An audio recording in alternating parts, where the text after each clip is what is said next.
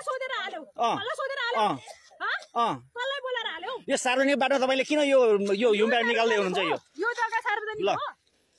सार्वजनिक बाटोमा नगरपालिकाले हालेको यो युम्बा उहाँले निकाल्दै तपाईको नाम भन्नुस् ल किन भन्छु तपाईको नाम भन्नुस्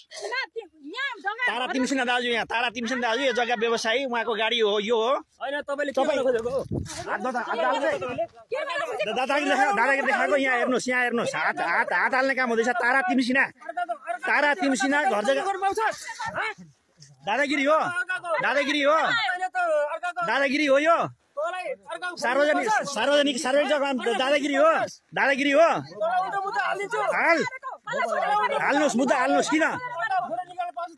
फोटो किन पाउँदैन यो सार्वजनिक ठाउँ सार्वजनिक बाटोमा जग्गा बेच्ने